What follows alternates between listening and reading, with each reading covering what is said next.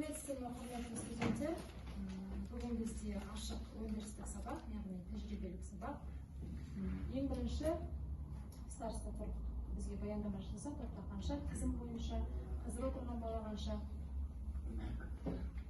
Кесте бойынша 15 оқушы табыр, қазір отқан 12, үшеуі ауырып жатыр. Жақсы, рахмет.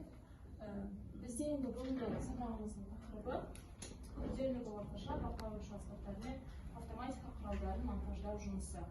Сабағымыздың негізгі мақсаты бізде бақылаушы аспаптарын монтаждау жұмыстарын жүргізу, яғни электрлік өлшеу аспаптарының құрылымдарымен таныстыру.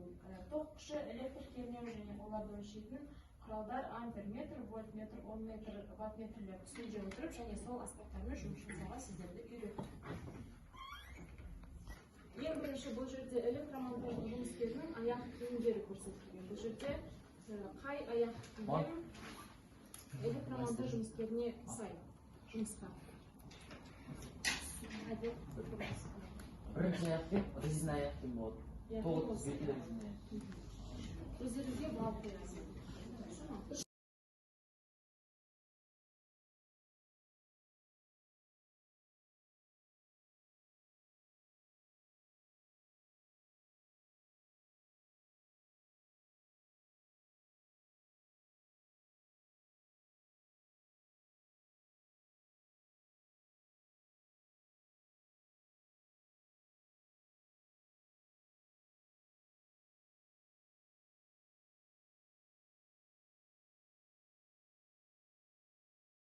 Жаңа сабағымызға көрсек, енді бұл сабақтарды жаңа айтып өткенімізде амперметр, вольтметрлермен жұмыс жасаймыз. Сондықтан да жалпы айтқанда бақылау өлшеу аспаптары бұл процестердің тиімді жүруі үшін оның көптеген параметрлері белгілі шекте болуы қажет. Яғни оны қамтамасыз ету үшін әртүрлі бақылау өлшеу аспаптары қолданылады. Олар шамалардың тегіне қарай келесі түрлерге бөлінеді. Ол амперметр, вольтметр, омметр, мегаметр деп olsun. Кейбір электр өлшеуіш аспаптардың орамалары және жеке элементтер арқылы оларды істен шығарып алмау үшін айнымалы тоқ тізбектеріндегі электрлік кернеуді өлшеуге арналған аспап.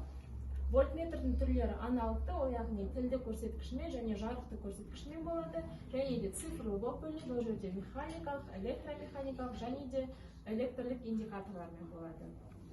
Және де тізбекті жүктемеге немесе электр энергия көзіне параллель қосылады. Бұл жерде Ом заңын көрсетілген, яғни амперметр, вольтметрмен жұмыс жасаған кезде Ом заңын міндетті түрде қолданасыздар. Және де осы жұмыстың алдында өздеріңіз білесіздер, әрбір жұмысқа кіріспес бұрын қауіпсіздік техникасын сақтау ол ең бірінші болып табылады. Өйткені қауіпсіздік техникасын сақтамаған жағдайда әртүрлі жаңағыдай қауіп-қатерлер болуы мүмкін. Сондықтан келесі қазір сіздерге бейне жазба көрсетемін, сол жерде қауіпсіздік техникасы туралы толықтай айтылған.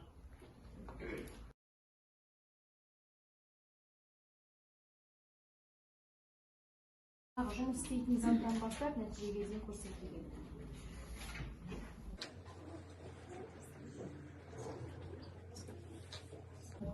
Енді біз практикалық бөлімінде міне осындай вольтметр, амперметрлермен жұмыс жасайтын боламыз. Осындай заттар қажет болады бізге. Сіздер ең бірінші, егер де көрем десеңіздер, осылардың ішін ашып көрулеріңізге болады. Бұл неден тұрады, ішінде қандай заттар бар, ол қандай рөл ойнайды. Жақсы ма?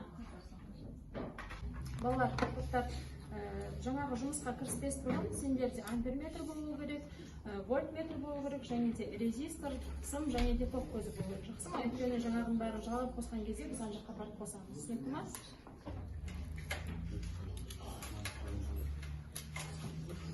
Мына жерде минус, мына жерде плюс. Соғасындарды жалғайсыздар. Әрқайсысында жеке-жеке.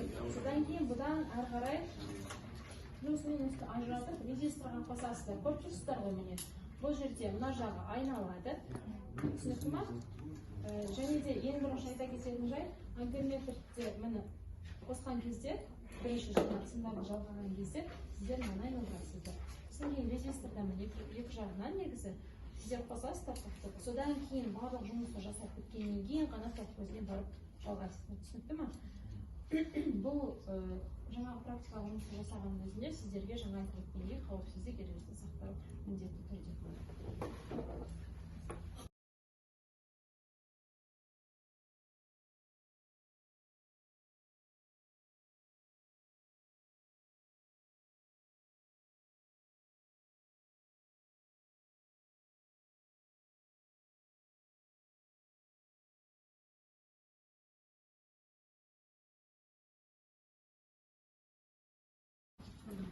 біздің енді бүгінгі ашық өндірістік оқытуымыздың практикалық кезеңі солай болды.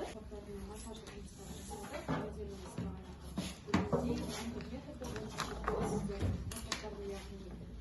бәрін ашып, құрылысын көріп, қайтадан жинап, соны іске қостыңыздар, иә.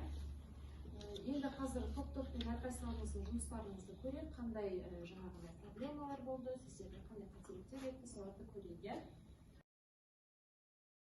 Мына жерде біз амперметрдің минус жағы мен вольтметрдің минус жағын бір сымға жалғадық, және ампердің минусын плюсын резисторға жалғадық. Ал вольтметрдің плюсын резисторға жалғатпадым. Бұл жерде біз тоқ көзін алдық, сымдарды неге жалғадық? Тоқ көзіне жалғадық. Қазір біз сіздерге резистордың қосылып тұрған кезіндегі несін көрсетеміз. Көбейткен кезде жұмысы қалай болады? Сол кезде бізде бұл жерде тоқ күші баяу істейді, ал кернеу потом резисторды азайтқанда бұл жерде бізде тоқ күші жылдамырақ, ал кернеу баяуырақ істейді. Қорытындылай келсек, сабақта әрбір топ жақсы қатысып өзінің белсенділігін көрсетті деген ойдамын. Сіздердің жұмыстарыңызда енді мысалы бірлік тобында қыздардан қалған топ болсада өте жақсы белсенді қатысты деп ойлаймын. Жұмыстарыңыздағы келісімшарттардың бәрін жасадыңыздар, істедіңіздер, дұрыс па? Сіздер амперметрді ашып қайтадан жинадыңыздар, сосын соны іске қостыңыздар. Сіздер болашақ тобында да өте жақсы белсенді қатысқан студенттер болды бұл жерде де. Жаңағы осы құрылғыны аспапты іске қосқан кезде сіздерде де минустарыңыз болды. Жаңа біріншісінде қосылмай қалды, дұрыс па? Өйткені дұрыс байламадыңыздар, бұрамадыңыздар, иә. Бірақ та соңынан қосылды. Және де бірлік тобында біріншісінде қосылды, иә, жаңа. Бірақ та бұл топта да белсенді қатысқан балалар да бар. Содан кейін осы жұмысты да жақсартқан балалар бар. Енді әрбір топтың көшбасшысынан сұрап көрсек, өз топтарыңызды қалай бағалайсыздар? Белсенді қатыстыңыздар ма? Қай бала қандай деңгейде қатысты сабаққа? Сіздердің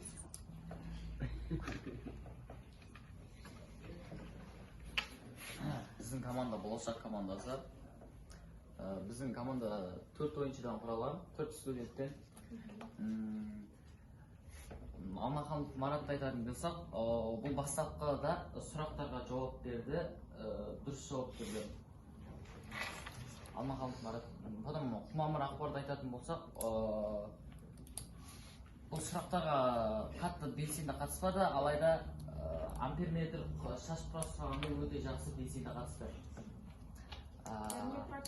Практикалық жұмыста жақсы қатысты. Өмірбек Аңсар болса да, осы жаңа вольтметр, амперметр ана жақта істеп қой, соны өте жақсы белсенді қатысты.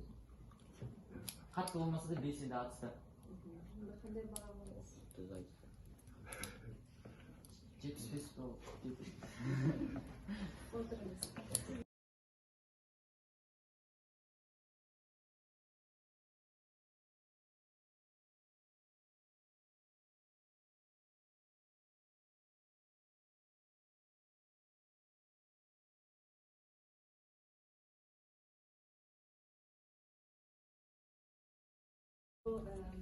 Болашақ тобынан да атап өтсек, енді Балтабай Әділет, Алмахан Марат мысалы екі баланы ерекше белгілеп өтуге болады. Себебі теорияда да өздерін көрсетіп жатыр қайта-қайта, және де практикада бәрі қатысып жатыр, бірақ та дегенмен де жаңағындай тез түсініп алып кетіп жатқан балалар бар. Бүгінгі сабаққа қатысқандарыңызға көптен көп рахмет. Осымен біздің бүгін ашық өндірістік оқытуымыз